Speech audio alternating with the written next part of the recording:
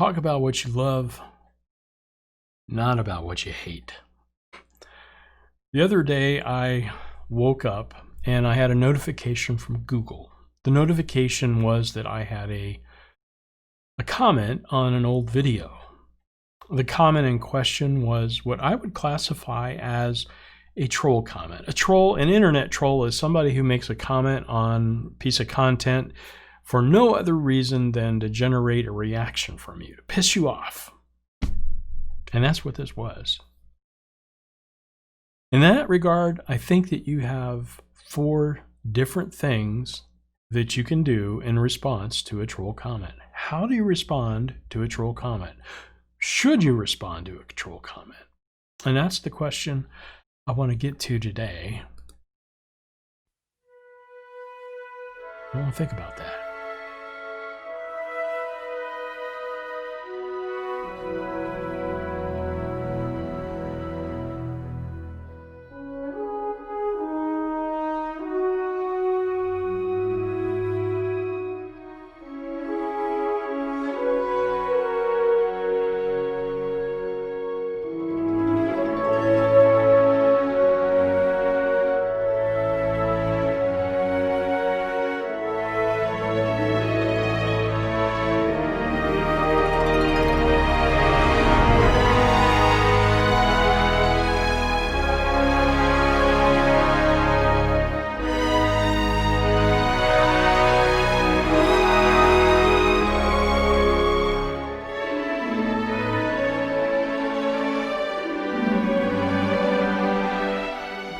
Think about that. The rising of the sun is significant in that it shows a new hope.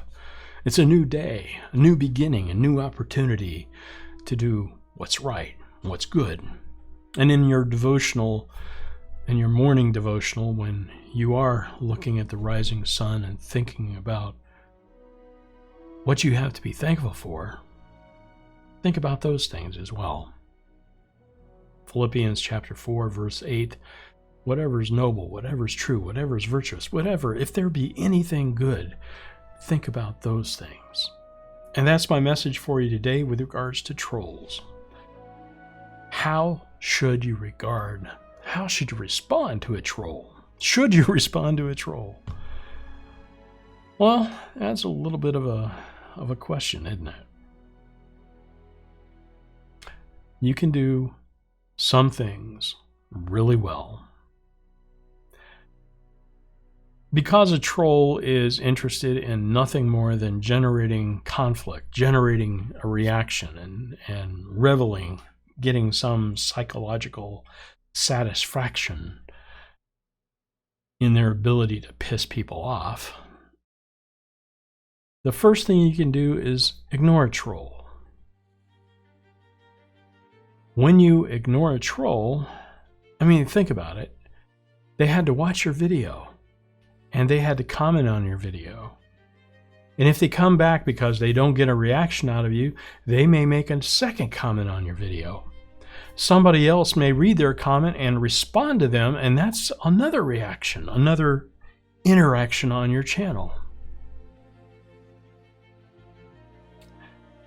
Think about that in terms of, sometime in the future, some sponsor comes to you and says, "Hey, Jeff, how many followers do you have, and what is your interaction with your followers?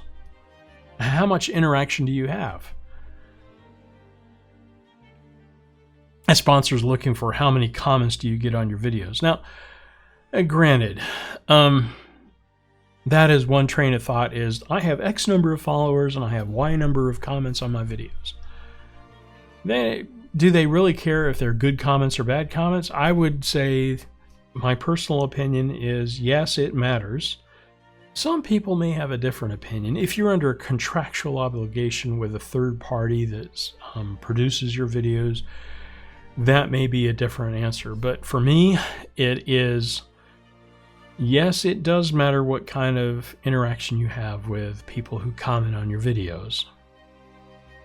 Which is why I took an action. I did not respond to this person. which is the second option. So 1 is ignore them. 2 is respond to them. Give them satisfaction. Feed into their psychosis. No, I don't think you should do that. The third one is to mute them. In YouTube, if you have a Gmail account, this would be called hide from channel. This has the effect of they will make a comment. They will never know that nobody sees their comment. Nobody will see it except me. And frankly, I can put that in the spam folder and I can ignore it. I don't want to know. Plus, because it is the effect of ignoring them, I can still count that in my plus side as an interaction. I have a positive interaction in this fact that they made a comment. And if I ignore them and put them in a spam folder, it may not generate repetitive interaction from other people trying to come to my defense, but it is an interaction. And it is watch time because they had to watch my video. I'm not blocking them from watching my video. They're going to give me watch time. And in order to get that watch time, they're going to have to skip ad and give me some money. Right? All right. The fourth option would be to block them. Now, if you have a regular Gmail account, this is not likely an option that you're going to have. But if you have a G Suite account, that means you have a Google Plus account that's associated with your G Suite business account. And if you started your YouTube under that G Business, G Suite account and as a Google Plus affiliated link, you still have the option to block people in a G Suite Business, G Plus environment. That ability has not been taken away from you. In YouTube, you still have to hide them from channel, but in your G Suite stuff, you can block them from everything Google related that pertains to your channel. And I guess that's the 4 different ways that you can respond to a troll. Ignore them, respond to them, mute them, block them. The 5th one is you can shine a light on them and show them to be the bigot that they are. I'm not really sure that's something you should do. It's not in keeping with that general feeling of talk about the things that you love, not about the things that you hate, and which is why I'm not doing that today.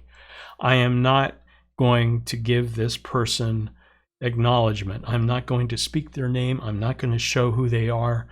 They're already hidden from my channel, and that's done. So, I mean, if I were a vindictive person, I might do that, but I'm old enough to know better. It's not worth it. Getting in this is not high school. It's not a petty fight. If somebody wants to troll you, they're going to troll you regardless. Just block them or mute them from your channel. And that's probably the best thing that you can do. So, I guess that's where I want to leave it today.